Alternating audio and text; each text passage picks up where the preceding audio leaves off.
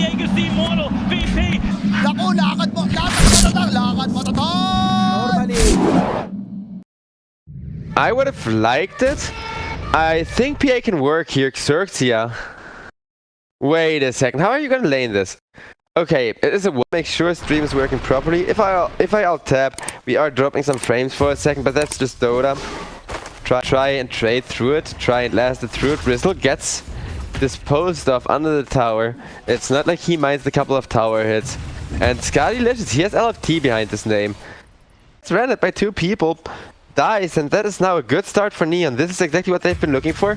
Bristle is on top of the last, it's by a huge margin, and as kind of on par with the other supports. No longer looking like a pseudo core, but okay, Dispose is ready.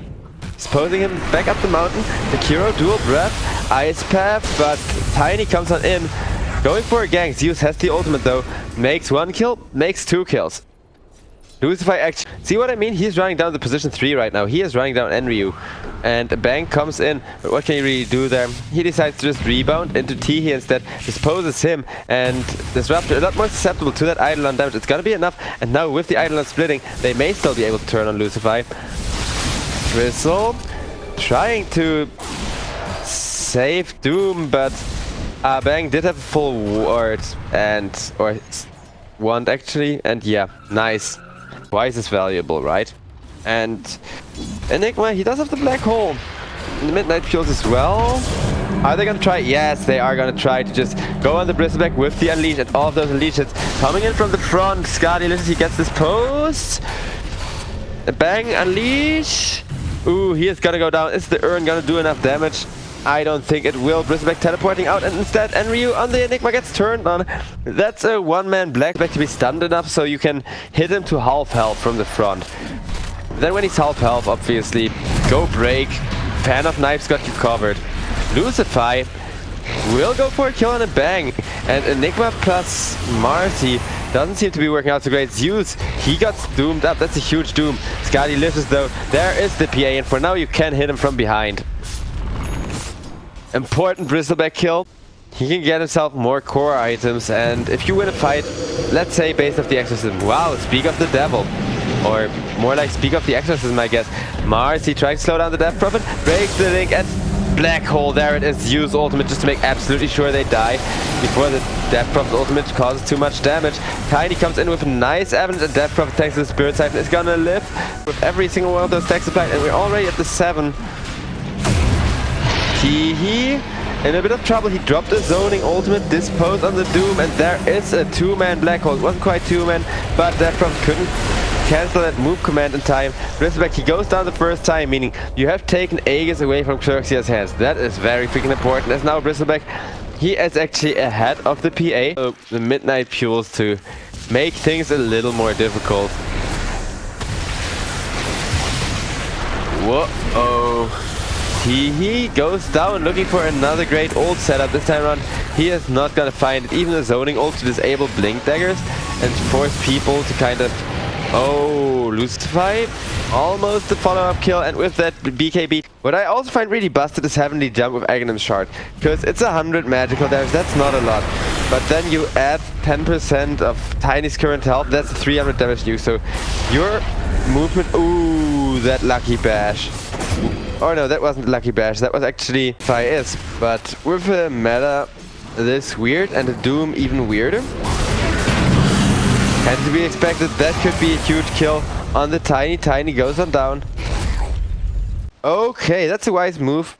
It will just be the Marcy as PA up to the bottom lane instead, and it is of course suspicious if there's that many people missing.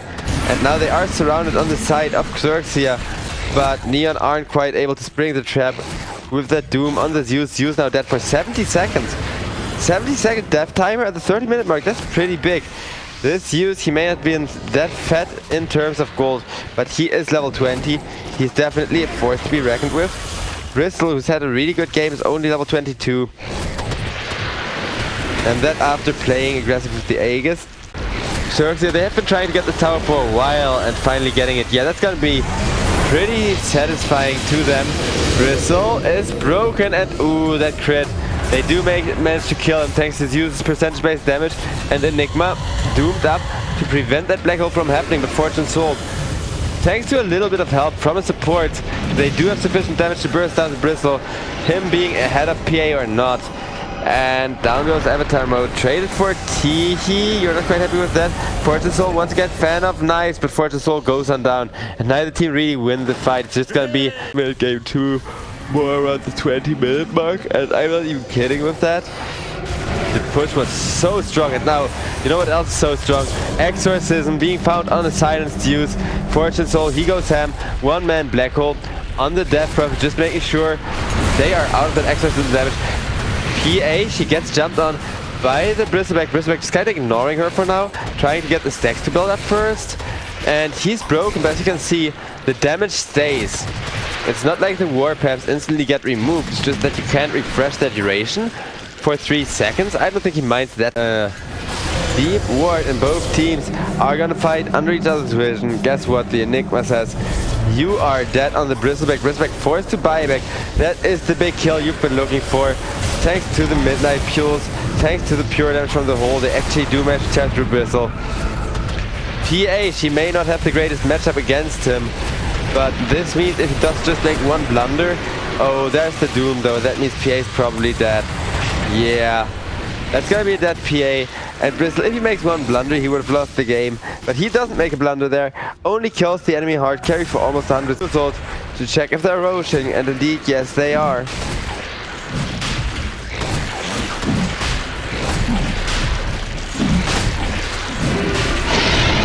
Enigma being a pain with that Midnight Pulse. Did anyone snatch anything? Nope. Marcy, she just sacrificed her life in a bit of YOLO play. Down she goes. Viper, not Viper. SE on Jakiro, I mean. For some reason his wings reminded me of Raptor, and then you may have chanted chasing down the Bristleback, because without it, he is just gonna crowd control you up. Bristle now looking to initiate. Enigma will find a hole with that huge Midnight Pulse, and that is the first kill on the Bristle. With everything from Enigma used, they are gonna try and refresh, do that thing again. Death Prophet, super first to make sure you get these initiations going. Zeus, he is pushing out the other lanes. Well, Bristle in a lot of trouble, and Bristleback not gonna go down thanks to a good toss, but Fortune Soul, he procs the BKB, he dives deeper. And they are fan of knives, doesn't connect into multiple people. It is kind of screwed, but if you do have 3 people set up in a black hole for you, you just fan of knives them. You then jump them with this huge cleave damage. Hey, speaking of which, that's what I'm talking about, right? Everybody in one nice corner for this PA to work on multiple heroes at the same time, and then just kind of have and a break and being hit from the front by this PA. The Bristleback just doesn't have enough, even without a Silver Edge. Though it was very, very close. I was afraid that Bristleback was gonna just get the Megas before Neon could push it to this stage of the game. And I said I wanted the close game. I wanted that late game PA versus Bristle matchup. We got it.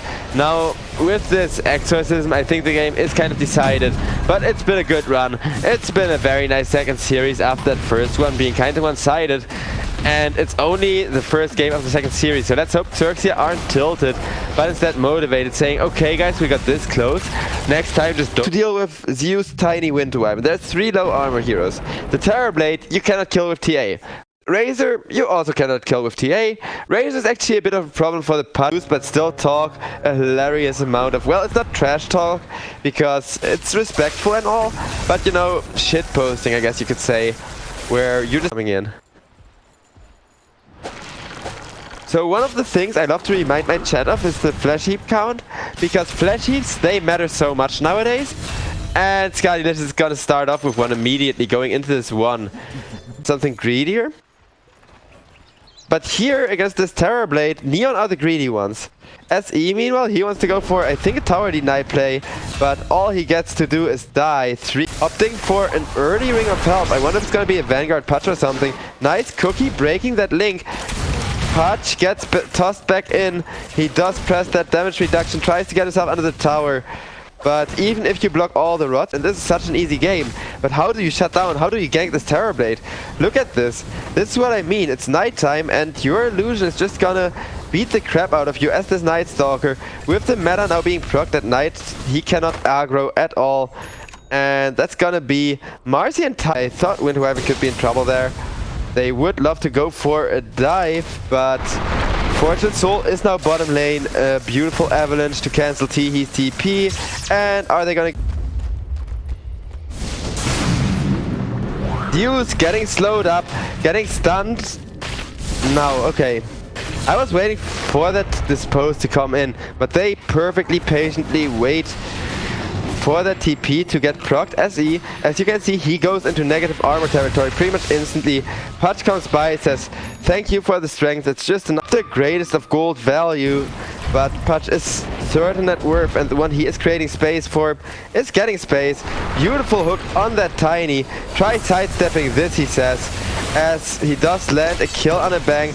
A bang won't give a flashy, but guess who will be happy with that? That is a good amount of gold net worth swinging around if you do take it, and it doesn't get stolen like last game. Oh my god, Rupido, he just got a kill on Fortune Soul again. They are now at an ownage. As I'm watching whether TA can hold her ground or not, there is coming a TP now to try and save her. Ooh. Double TP for black screen issues here, check in chat. But there shouldn't be one, right? I think it may have just been fixed. Nice Windhoven ultimate, and there is Razor shutting down the Pudge indeed, shutting down Lucify a little more on that Marcy too. And he has a band of Elven skin that I think he's gonna turn into a Dragonlance if I had to guess. A bang! In a lot of trouble here. Escadilicious. Ooh, off the mark with that hook by just a little bit. The first hook he's missed this game means Marcy is gonna die. In comes the Night Stalk. He's just like, hey Pudge, I know you're hungry. You always love to gain. It's just, I like his Pudge playstyle. Kinda sad if you have ping and end up missing a hook because of that, but he's only missed one hook so far that ended up actually being of importance. Teehee. That's good stuff. Gets destroyed. Just Teehee as on the bottom lane lose. Still keeping up in farm. There's that Skadi. I've accidentally slipped up and mentioned earlier. But you do need it. It's very important against Pudge to help against the heal. Huge Winter's Curse. Marcy not in that much trouble yet, but Razor has ignored a ton of her armor. And I'm not sure why they're so afraid of this Templar Assassin. They can just run her down, and now they realize that. First staff, that's a full team wipe, 4k gold advantage. Since they do for the first time really bring the Terrorblade in a 5-on-5.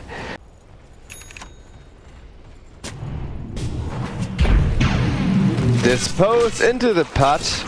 Gonna hurt Tiny quite a bit. In comes the Night Stalk to fall off as Terrorblade increases to Snowball. Now can buy his Skadi, which will reduce the Dismember heal by a ton. And boom, look at Night Stalker. That early A-Blade on Avatar mode is allowing him a lot more. And Dagger. And try for some cheeky plays. Speaking of cheeky plays, Unleash, Night Stalker ultimate. They immediately reposition themselves on the side of Neon, making sure that this Night Stalker ultimate does kind of get kited around. A bang, gonna get caught, gonna get saved by the Windhoven, but just barely. Night Stalker will finish the kill, but guess which other kill is soon to be finished, not quite. The TA almost dead, and they will kill off the Snapfire. Now the TA, Pudge, he is gonna ulti and Ryu, but we've talked about this. That is gonna cost him a lot of armor to the Eye of the Storm. Night Stalker with that E-Blade. Wait, does he have a Ghost Scepter? No, that was just Zeus. Using the E-Blade a little bit awkwardly, killing off Razor. It is 2-for-4, and GG gets called. XERXIA, they disconnect, realizing, okay guys, in 3 minutes the Terrorblade would be too hard to stop. And that's the thing though, super greedy cat.